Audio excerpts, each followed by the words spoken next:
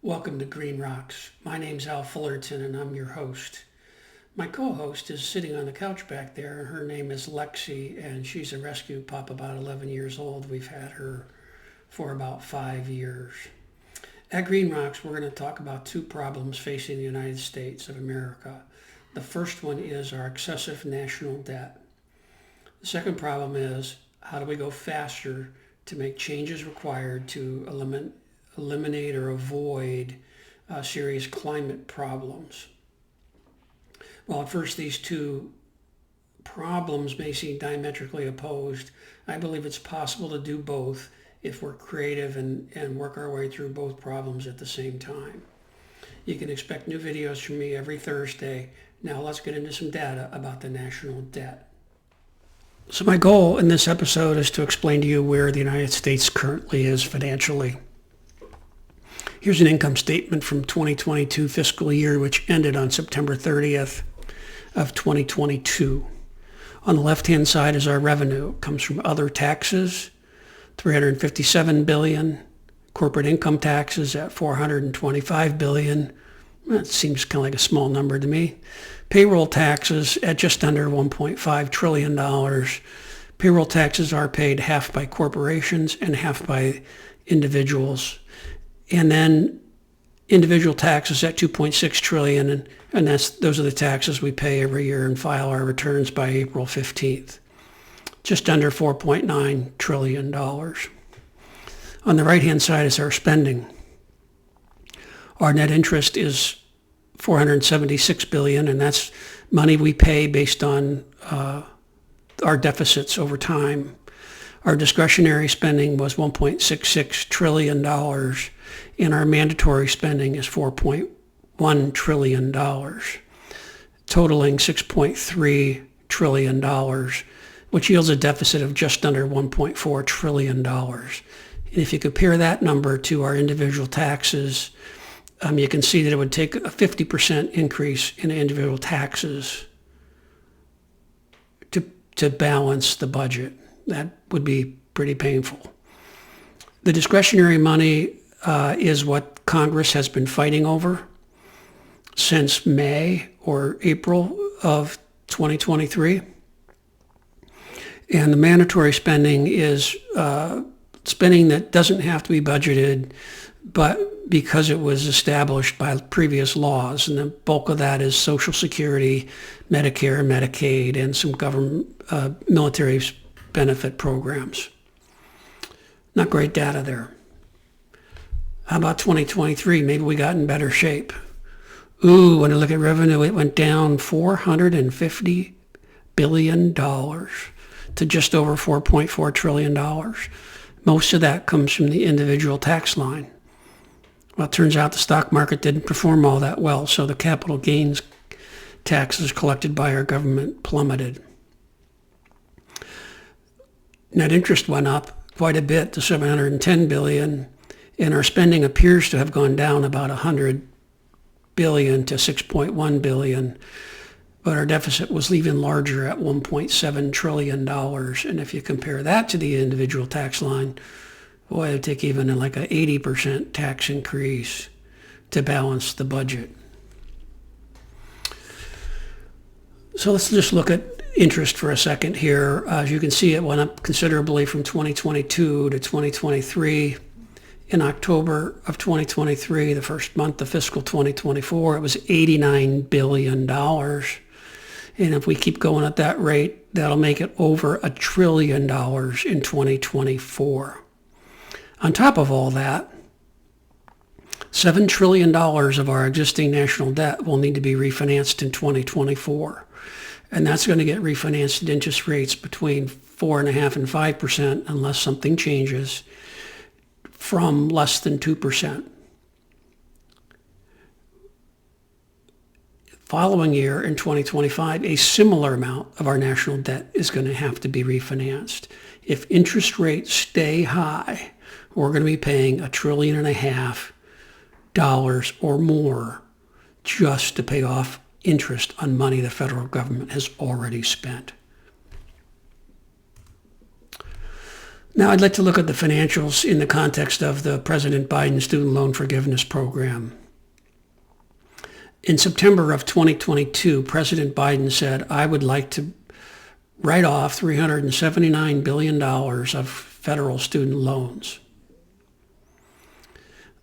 Turns out the Supreme Court came back in April of 2023 and said, President Biden, you can't do that. Well, the way GAAP works, generally accepted accounting principles, in September of 22, when President Biden said he was going to write off $379 billion of loans, we had to take the hit for all that money, even though we didn't spend a penny of it. So if we back that out because we didn't end up spending that money or most of that money, our deficit would be $997 billion. And if we adjust 2023, our deficit would be more like $2 trillion. You may see these numbers, and I just wanted to share with you why you would see those numbers, but it's important for another reason. We've written off $127 billion of student loans since President Biden has been president. And when I get to compassion, we have about $1.7 to $1.8 trillion worth of cumulative student loan debt.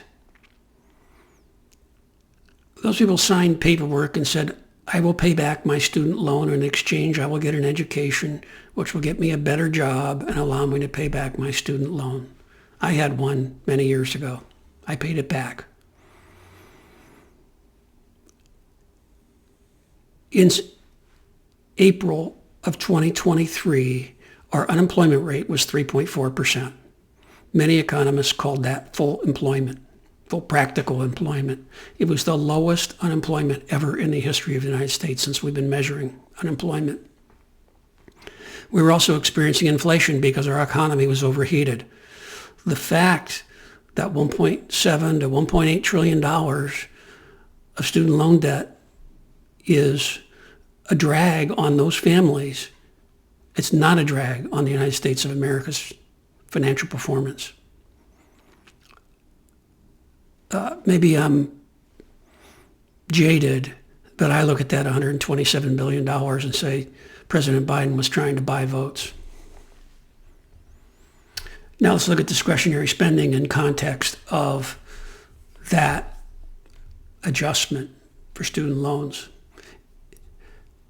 In June, former Speaker Kevin McCarthy and President Biden made an agreement to spend $1.590 trillion on discretionary spending.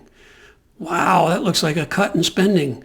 We went from 1.66 down to 1.59, and we did it 2 years where there was some inflation there. So, woohoo, we did a good job, right? Except we didn't. When you back out the student loan adjustment, $379 billion, which we never spent in 2022, our spending in 22 was really more like $1.3 trillion.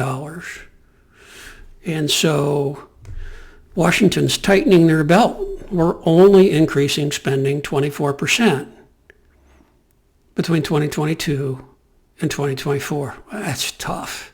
Man, they're being fiscally responsible there, aren't they? What's our debt look like over time, and what is our total debt, not our annual debt? Well, here's the chart. If you look at year 2000, we had just under $6 trillion of national debt.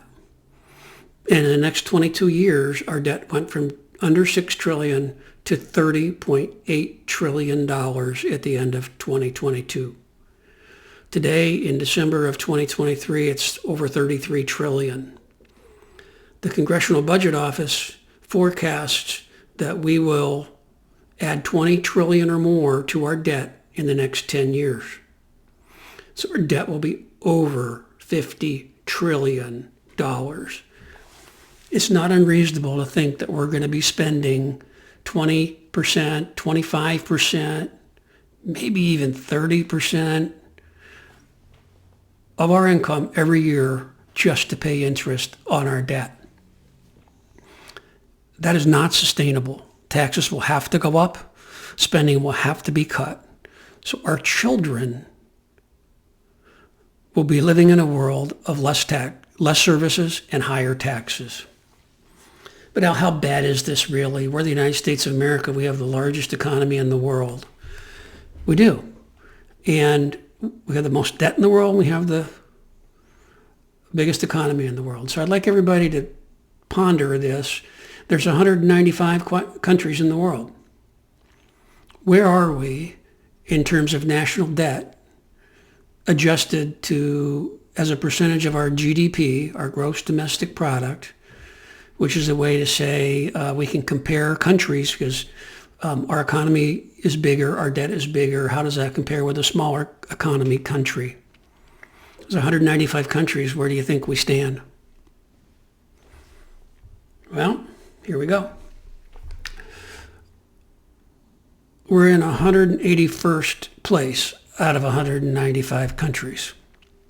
Said differently, 180 countries have less debt as a percentage of GDP than the United States of America.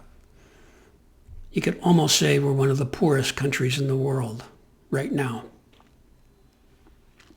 This is not sustainable. So let me summarize where we're at. We're in a tough spot.